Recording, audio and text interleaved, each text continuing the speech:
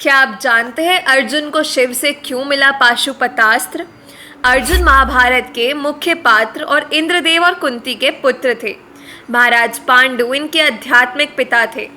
कृष्ण और बलराम की बहन सुभद्रा, नाग कन्या उलूपी, पांचाल नरेश द्रुपद की पुत्री द्रौपदी और मणिपुर नरेश की पुत्री चित्रांगदा इनकी पत्नियां थीं। इनके भाई कर्ण, युधिष्ठिर, भीमसेन, नकुल और सहदेव थे। अर्जुन द्रोणाचार्य के प्रिय शिष्य थे। जीवन में अनेक अवसर पर उन्होंने अपने श्रेष्ठ धनुर्धारी होने का परिचय दिया। इन्होंने द्रौपदी को स्वयंवर में जीता था। कुरुक्षेत्र युद्ध में ये भी एक प्रमुख योद्धा थे। अर्जुन ने ही कुरुक्षेत्र में श्री कृष्ण से अनेकों प्रश्न किए जो गीता में वर्णित है। महाराज पांडु की 2 पत्नियां थीं, कुंती तथा माद्री। कुंती ने मुनि दुर्वासा के वरदान द्वारा धर्मराज, वायुदेव तथा इंद्र का आह्वान करके 3 पुत्र मांगे और इंद्र के द्वारा ही अर्जुन का जन्म हुआ था। द्रोणाचार्य को ऐसे योद्धाओं की आवश्यकता थी जो राजा द्रुपद से प्रतिशोध ले सके। इसी कारण वे हस्तिनापुर के 105 राजकुमारों को शिक्षा देने लगे, जिसमें से एक अर्जुन भी था। अर्जुन विश्व का सर्वश्रेष्ठ धनुर्धर माना जाता था। महाभारत में जब कौरव और पांडवों के बीच युद्ध तय हो गया तो अर्जुन देवराज इंद्र से दिव्यास्त्र पाना चाहते थे। इसलिए अर्जुन इंद्र से मिलने इंद्रकील पर्वत पर पहुंच गए। इंद्रकील पर्वत पर इंद्र प्रकट हुए और उन्होंने अर्जुन से कहा कि मुझे दिव्यास्त्र प्राप्त करने से पहले तुम्हें शिव जी को प्रसन्न करना होगा। इसके बाद इंद्र की बात मानकर अर्जुन ने शिव जी को प्रसन्न करने के लिए तपस्या प्रारंभ की। कठोर आराधना के बाद भगवान शिव प्रसन्न हुए और उन्होंने अर्जुन को परखने के लिए वेश बदलकर माता पार्वती के साथ कैलाश पर्वत से प्रस्थान कर लेचुबीर जंगल पहुँचे, जहाँ पर अर्जुन तपस्या कर रहा था। और वहीं मूक नामक एक असुर जंगली पशु का रूप धारण करके पहुँच गया। वह असुर अर्जुन को मारना चाहता था। ये बात अर्जुन समझ गए और उन्होंने अपने धनुष पर बाण चढ़ा लिया।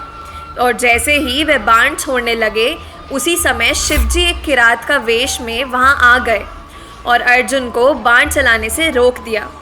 किरात ने अर्जुन से कहा कि इस पशु पर मेरा अधिकार है, ये मेरा शिकार है, क्योंकि तुमसे पहले मैंने इसे अपना लक्ष्य बनाया था, इसलिए तुम इसे नहीं मार सकते हो।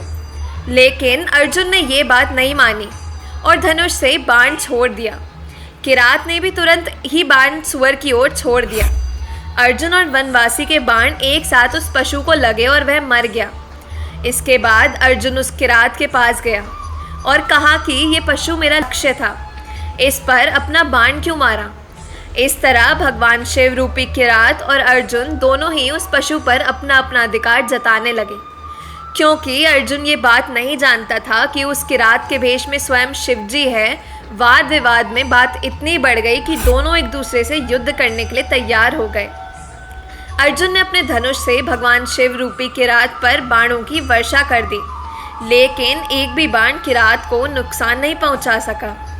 जब बहुत प्रयास करने के बाद भी अर्जुन किरात से जीत नहीं पाए, तब वे समझ गए कि ये किरात कोई सामान्य व्यक्ति नहीं हो सकता है।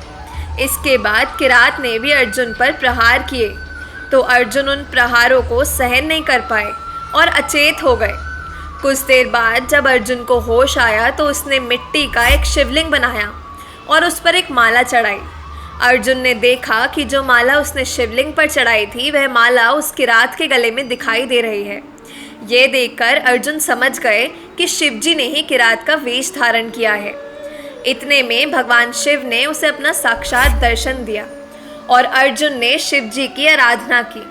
शिवजी भी अर्जुन के पराक्रम से प्रसन्न हुए और अर्जुन से कहा कि हे अर्जुन, मैं प्रसन्न हूँ, बताओ तुम्हें क्या वरदान चाहिए।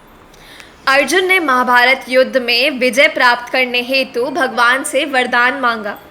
भगवान शिव ने प्रसन्न होकर अर्जुन को पाशुपतास्त्र प्रदान किया।